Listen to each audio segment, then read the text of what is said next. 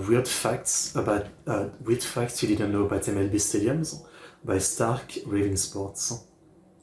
I don't know anything about MLB stadiums. Baseball is weird. You might disagree here, but as somebody who's seen over 20 baseball games in his lifetime, I'm pretty much an expert. One of the weirdest things about baseball, though, is the field. Unlike football or soccer or basketball, basically every other sport, really, no two Major League Baseball fields are exactly the same. Besides a few hard rules, 90-foot base paths, 60 feet 6 inches from the mound to home plate, the only limitation for a stadium designer is their imagination. Which is how we nearly got... I mean, looking at all of this, nothing is looking very consistent, so what's the imagination? They just make a weird corner? This. This is the design for a floating baseball field, which would have stood, or floated, in San Diego's Mission Bay. Okay. Now, there have been a lot of proposed ballparks over the years, and even more that have never been built. You'd be hard-pressed, however, to find one as outlandish as this one. It was the 1960s, and baseball was expanding. Americans were moving west, and so were sports teams. By the middle of the decade, rumors were swirling of an MLB team coming to San Diego. To stadium designer Stanley French, this was an opportunity. French was the head architect for a local firm named Boyle Engineering, and he had some pretty out-there ideas. Chief among them was the Mission Bay Project, a sports stadium that would host football and baseball games, hold 50,000 fans, and most importantly, sit almost entirely on water. This is just one concept for the floating stadium. It would have been anchored on land by the home plate grandstand, with 2 wings extending into the water, each capable of holding up to 20,000 fans. Sports writer Jack Murphy called it the most daring yet practical concept in stadium building since Houston discovered the dome. These days, you're probably more familiar with the Padres' current home, which is unique in its own way. Petco Park opened its doors in 2004, taking over from its predecessor, Jack Murphy, the stadium this time, not the writer. While Petco Park sits on flat ground instead of water, there's no shortage of other features that make this place one of a kind. Namely, the 4-story warehouse that makes up part of left field. There's nothing else in baseball, or in sports, quite like it. Made in 1909 by architect Henry Lord Gay, the building housed the Western Metal Supply Company, which made materials for wagon makers and blacksmiths. It was a thriving business, but as time went on, the need for wagons and blacksmiths declined, and in 1975, the Western Metal Supply Company shut down for good. The building sat unused until the 2000s, when the Padres, looking for a spot to build their new field, set their sights on San Diego's warehouse district. Rather than bulldoze the old building, though, they had a better idea: build the stadium around it. Today, the Western Metal Supply Company building is the most iconic part of the Padres' home. They've added decks for fans to watch games, kind of cool to keep the facility building, and seats on the roof of the building itself. Instead of a left field foul pole, the corner of the building has a thin yellow strip. Any balls that hit the southern wall are ruled foul, and any that hit the eastern side are a home run. Interestingly, it took over 10 years for somebody to hit a ball on top of the building. In 2016, Padres slugger Hunter Renfroe crushed the first ever home run to the Western Metal Supply Company roof. Then, in 2017, he did it again, off of Mets ace Jacob deGrom. Since then, only Fernando Tatis Jr. has accomplished the feat, making it one of the rarest events in all of baseball. Of course, Petco Park is far from the only MLB field with its share of quirks. If you look closely enough, you'll find that every ballpark has something that makes it unique. From hidden Japanese gardens, to buried dinosaur bones, to bodies locked in freezers, these are the weirdest, funniest, and most unknown secrets behind your favorite baseball stadiums. National League Edition. If you want more videos digging into the bizarre history of baseball fields, like this video and subscribe to Stark Raving Sports. Let's get into it. We'll head north from San Diego to LA for a visit to Dodger Stadium. Now, this Easter egg is a bit different in that it doesn't lie inside the stadium at all. The story begins in 1956 when Japanese baseball officials reached out to Walter O'Malley to ask if he and his league champion Brooklyn Dodgers would like to tour the country. One of these officials was Sotaro Suzuki, a sports writer and pioneer in the world of Japanese baseball. Suzuki and O'Malley became fast friends and continued their correspondence even after the tour was over. In 1962, Suzuki was invited to attend the grand opening of Dodger Stadium in Los Angeles. Okay. Wanting to repay his friend for this honor, Suzuki had an idea. He commissioned the building of a stone toro, a traditional Japanese lantern, which he would gift to the Dodgers. Stone toro are meant as an offering to Buddha and have been used in shrines throughout Japan for centuries. The lantern, which was 8 feet tall and weighed nearly 2 tons, had to be 2 shipped tons? across the Pacific in 6 Wow. pieces. Upon its arrival in LA, it was placed in the center of a newly designed garden on the outskirts of Dodger Stadium. Located on a hill next to what is now Parking Lot 6, this was a favorite spot of Walter O'Malley's. From its installation in 1965 to his death in 1979, the Dodgers owner made frequent trips to the garden. That's In the cool. 80s and 90s, the garden was cared for by Frank Ego, an LA resident and friend of both O'Malley and Satoru Suzuki. Every weekend, Ego would drive 20 miles from his home to Dodger Stadium to take care of the garden. Frank Ego passed away in 2000, and while he and the lantern were both honored in a 2003 ceremony, the garden, gradually but inevitably, fell into disrepair. By 2023, the only hint that there was anything of note there were online rumors and a fence with a no trespassing sign. Then, in March of 2024, the Dodgers made an announcement. The lantern, which had for so long sat abandoned, ignored, and forgotten, had been moved from the old garden, refurbished, and placed on the top deck of Dodger Stadium. That's Today, great. you can find the Toro, a symbol of the link between Japanese and American baseball, in a well-deserved place of honor. I love a little story like For a this. somewhat That's less nice. beloved ballpark icon, let's take a look at Oracle Park, home of the San Francisco Giants. In the year 2000, the Giants moved into the brand new, state-of-the-art Pac Bell Park. This place had everything. A 27-foot tall baseball mitt, a massive Coca-Cola bottle that also doubles as a slide, $65 pizza. And then there was Rusty, the 14-foot mechanical man who hung on the right field wall, flanked by 4 cannons capable of spraying water up to 100 feet in the air. Now, you might be wondering what the hell I'm talking about. If you go to the stadium now, there are very few, if any, giant metal men to be found. But believe it or not, this was a very real, very weird thing. It was probably not very popular, As yeah. he was the brainchild of Old Navy, who, in one of the strangest sponsorship deals ever, created Rusty, a robot who would emerge from a shed near the right field foul pole to entertain fans. Made up of 18 movable parts, Rusty could wave to the crowd, swing a fake bat, and even slide into a base. Or at least, he was supposed to. See, it turned out that Rusty was more than just a nickname. In a cruel I mean, it's way too big of an animatronic. It's also like, again, not a 3D one per se. So, yeah, it doesn't look like it would really work. twist of fate, the mechanical man was no match for the foggy San Francisco climate. He malfunctioned constantly, with public opinion ranging from stupid to vaguely creepy. While the Giants finished in first, Rusty didn't last through the season. The robot was quickly and unceremoniously removed, never to return. RIP. The Colorado Rockies are one of the youngest franchises in the league, having been founded in 1993.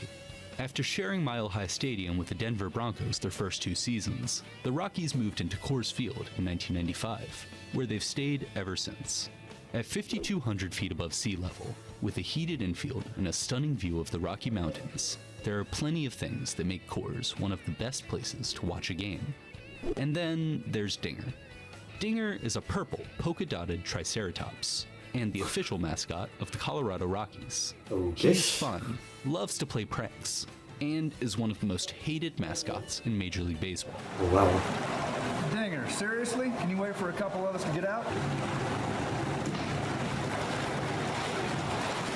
Come on, man. Come on. I feel sad. He just wants friends. Oh, wow. He's been called a Times Square sideshow, the Easter Bunny taking a smoke break, Barney after a meth binge. But why? Why do people hate Dinger? Maybe it's his design. Big black eyes, the devil-like horns, Maybe it's his antics, the way he taunts opposing pitchers from behind home plate. Or maybe it's because they don't understand why a team named after a mountain range has a dinosaur for a mascot. Okay, but I haven't seen much stuff with mascot, but I feel like most of what I've seen is mascot being annoying, doing jokes, and looking goofy. It seems like the same. Well, I can't explain those first two, but there is a reason for the third thing. See, back in the 90s, when construction crews were building cores, they uncovered a small fossil. Upon closer look, scientists determined that this bone belonged to a, quote, horned dinosaur, and thus, Dinger was born. So, there you go. That's simple. There is a reason for Dinger to exist. Speaking of mascots that make no sense, why is the D-backs mascot a bobcat? Let me ask that again. Why is the mascot of the Arizona Diamondbacks a bobcat? Somehow, there is also a story behind this guy. D. Baxter the Bobcat, get it, D. Baxter, was chosen thanks to a young boy named Brantley Bell, the son of Arizona second baseman Jay Bell. It was the 6-year-old Brantley who suggested a bobcat as the team's mascot, inspired by the name of Bank One Ballpark, or Bob. Of course, Bank One Ballpark was renamed Chase Field in 2006, so the bobcat thing doesn't make a whole lot of sense anymore. Oh well. It's historic. It's Now, fine. there are a lot of things I didn't know about these ballparks going into this video, and a lot of things I didn't have time to include. If there's anything you think I missed, leave a comment below.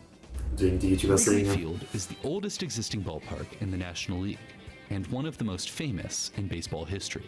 Several things make Wrigley unique. There's the red brick backstop, the iconic red sign, and yes, the ivy. But you know about that stuff. What I want to talk about today is this. This, my dear friends, is a light. Don't be fooled though, this isn't just any old light. This is one of 6 massive light towers that line Wrigley Field, first added to the friendly confines in the distant year 1988. Why did it take so long for the Cubs to add lights to their field? What made them strike down their ban on night games in the first place? And what does this all have to do with Pearl Harbor? Let me explain. Okay. The first night game in MLB history was played in 1935 at Cincinnati's Crosley Field. Over the next decade and change, the rest of the league would install lights at their fields. All of them, except one. See, Cubs owner Philip Wrigley was worried that night games would be a nuisance to the surrounding neighborhood, bringing noise, vandalism, and drunkenness to the area. And if you've been to Chicago, you know how much they hate getting drunk. Now, this ban on night games lasted until the 80s, when the team was sold by Wrigley's grandson. This way. Well, I don't know how I feel about night baseball. It's great in the minor leagues, but it's someplace else to go in town besides your restaurant, which is a good thing. You know, how's your mother, by the way? That's not to say the Cubs didn't try, however. See, in the early 40s, there was a push by Philip Wrigley to install lights, breaking with his previous position. By December of 1940, I can't even imagine living close to places like this, though. I mean, I can't imagine.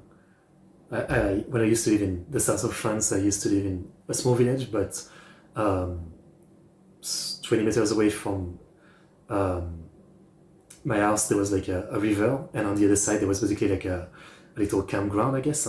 And sometime during summer, they would have like music party, I guess. And you know, it's not common to have air conditioning in France, so absolutely have to sleep with the window open. But you know, loud music until like 1 or 2 a.m. and all the screaming and all that, it was not great. And again, it was max a few hundred people, right? I can't imagine living next to a stadium like that. I guess if you can close all the windows, maybe it's fine. If you have air conditioning. everything was in order. Then tragedy struck. 4,000 miles away from Chicago, the Pearl Harbor Naval Base was hit by the Japanese military in a surprise attack. The next day, the United States declared war on Japan, Doesn't feel that officially close. entering World War II. With the US at war, the 165 tons of steel that Wrigley had on hand was suddenly much more valuable. He donated the material to the war effort, delaying night games at Wrigley Field for another 4 decades. I mean, American respectable Family move. Field opened its doors in 2001 as Miller Park.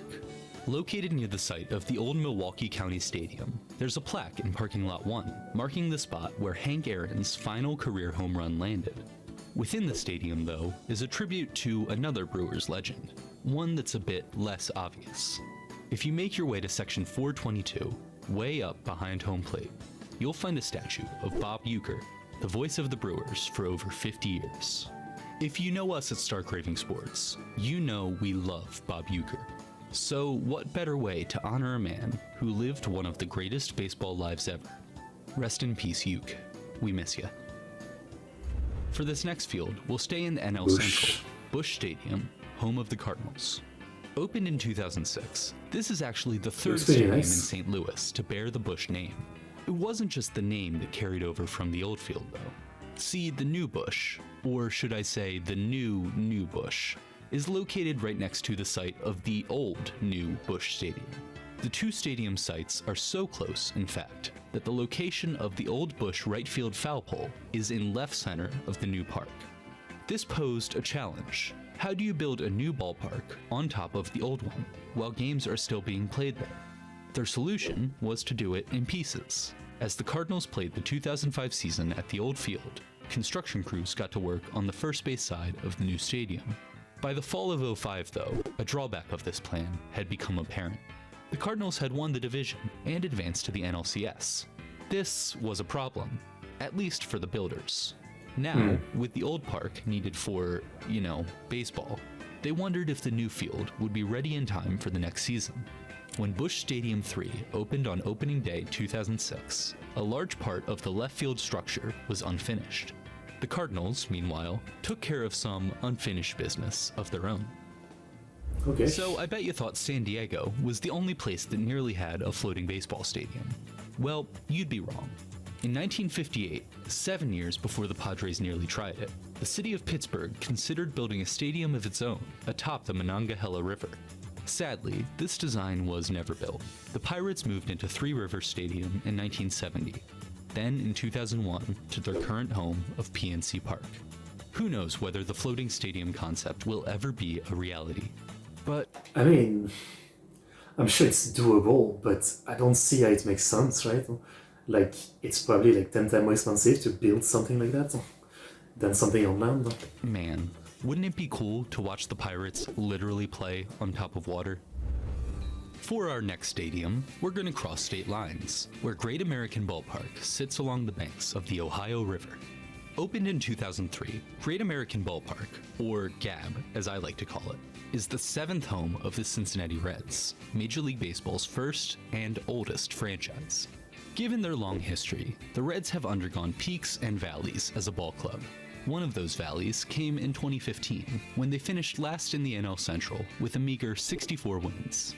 A low point of this season came on May 15th. With the Reds trailing the Giants 6-2, fans started to notice that something was wrong. Besides what was happening on the field, I mean. Beyond the outfield wall sit two giant smokestacks, reminiscent of the ones found on 19th century steamboats. These smokestacks emit flames and fireworks on special occasions, like home runs and Reds wins. This was not one of those times. Field, and look at this. It's kind of burning. Firemen arriving on the scene. Two different ladders. They've got it surrounded. The Reds lost this game, if you were wondering. Well, Speaking of trash fires, let's take a trip to Miami, where the Marlins call Lone Depot Park home.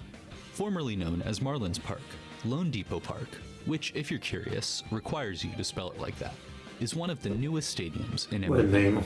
Upon its opening in 2012, fans marveled at the park's modern design, retractable roof, and the $2.5 million, 75-foot tall sculpture made up of multicolored flamingos, seagulls, and, of course, marlins. This work of art was controversial. Some called it tacky, while others said it captured the essence of Miami, which, in fairness, could both be true. Its official name was Homer. Fans called it the Marlinator. When the Marlins changed owners in 2018, it was clear that the Marlinators' days were numbered. Sure enough, the sculpture was removed and placed outside of the stadium. It still comes to life every afternoon at Looks like something out of 3:05 a p.m. in reference to Traveling Miami's fair, fire yeah. code. On the topic of references, let's head over to Citizens Bank Park, home of the Philadelphia Phillies since 2004. In center field, you'll find Ashburn Alley, which features a slew of homages to the team's past. Stone markers in the ground feature the name of every Philly All-Star. A section known as Memory Lane tells the history of the city's Negro League teams. On top of the concession buildings sit the rooftop bleachers, a tribute to the old rooftop seats found on the row homes across from the old Shibe Park. The indoor batting cage, meanwhile, is carpeted with old AstroTurf from Veterans Stadium. One change that was made, however, was done specially for a Philly legend. When the new ballpark was being designed, the architects asked team members if they had any special requests. They received one from none other than the Philly Fanatic. See, the Fanatic is a bit on the rotund side. Don't judge him, he has a glandular condition. Is this sick boy? Anyway, for as multi-talented as the Fanatic is, he had a big problem. Doors. Specifically, the Phillies' locker room door, which was too narrow for the mascot to squeeze through. So, in a major win for accessibility, a new locker room door was designed, with more Fanatic-sized dimensions. Much like Citizens Bank Park, Citi Field, home of the Mets, is chock full of homages to New York baseball history. It's built on the site of Shea Stadium, the Mets' old stomping grounds. If you head to the parking lot, you can spot 4 plaques marking the location of the bases at Shea. As you enter the park, you'll find a massive rotunda in the image of Ebbets Field. This entryway, named after Jackie Robinson, was the result of owner Fred Wilpon's obsession with the Brooklyn Dodgers, and serves as a shrine to one of baseball's greatest icons. Inside of the stadium, Citi Field holds 41,922 seats, each of them colored a dark shade of green in tribute to the Polo Grounds. Actually, that's not quite true. See, as of 2025, there's now a total of 41,921 green seats, and 1 purple one. This is the Grimace seat. You know the story. It's June of 2024, and the Mets are struggling. With a 29-37 record, they call in the big guns. Ronald? Yeah, you're right. Yo, can we talk about this? A stupid good pitch. Like, how, you guys? Good extension, you know, for somebody with short arms like that. Got a little downhill on the mound, and I thought Grimace, heck of a job, man. Following Grimace's first pitch, the Mets win 7 straight and make the playoffs as a wildcard team. To honor the one who made this all possible, the Mets unveiled his very own purple seat. It's located in row 6, seat 12 of section 302, referencing June 12th, the date of Grimace's fateful pitch. I mean, I love reference like this, though. It's cool. When it opened in 2008, Nationals Park boasted a bunch of Easter eggs for eagle-eyed fans. Front and center was a massive clock attached to the center field scoreboard with a giant curly W in the middle. Now, they say a broken clock is right twice a day. As it turned out, whoever said that obviously never watched a Nats home game. Almost immediately, this clock, which, don't get me wrong, was very cool, started having issues. It broke down in 2009, then again in 2012, and again in 2013. By 2014, the Nationals had had enough. When fans showed up for opening day that season, they found the hands of the clock removed altogether. To this day, the curly W clock remains unfinished. Who knows when, or if, it will ever be fixed. Before we get to the final entry in this video, I have to warn you that this one is dark. If stories involving death make you uncomfortable, you might want to skip ahead. Truist Park, found just outside of Atlanta, Georgia, is the newest ballpark in the National League. Now, there are plenty of things to get fans out to Braves games nowadays. The team has been good, the stadium is beautiful, and there are a ton of extra events to keep the crowd entertained. Events like Beat the Freeze. You've probably seen it before. Between innings at certain home games, a fan is plucked from the stands to compete against the Freeze, a super... You can't tell me that guy was actually trying to run the fastest he could. Superhero-like speedster who could beat anyone with ease. So, let's say it's 2018. You're a Braves fan, or maybe you're just in town and want to catch a game. So you go to Google, and you ask if the Freeze is going to be at the Braves game today. And what you find shocks you. Investigators in Atlanta still trying to figure out the cause of death Freeze after a body is found in a beer cooler at SunTrust Park. In June of 2018, a body was found at the Atlanta ballpark, locked inside of a walk-in freezer. Damn. According to law enforcement, this man was 48-year-old Todd Keeling, a third-party contractor and inventor from Minnesota. Keeling had been at the stadium to install his new product, a patented beer pouring technology that had already been used by the Twins and the White Sox. Family members told the press that Todd had been excited to bring his invention to the Braves park and had personally traveled to Atlanta to set it up. It's not known exactly what happened next. The autopsy indicated that Keeling had been inside the cooler when the handle malfunctioned, causing him to suffocate. It was a shocking tragedy, leading to countless headlines, questions from fans, and a lawsuit. That happens. And with that not so fun fact, we've reached the end of this video. There are plenty of things And I'm sure a lot of people died in stadium, you know. There's probably a lot of stories, but that's definitely like a unfortunate one. Yeah. I can't imagine the feeling, right? Like getting into one of those freezer type, and then you realize that you locked yourself inside, you're potentially like alone here, and you might die very quick, and that's it. You just fucked up and you're dead in a stupid way. All you can do is just sit down and die. I can't even imagine the feeling. Yeah. Very interesting. I really like the stuff with all the restaurants that the stadium have, you know. Restaurants are pretty cool, yeah. Yeah.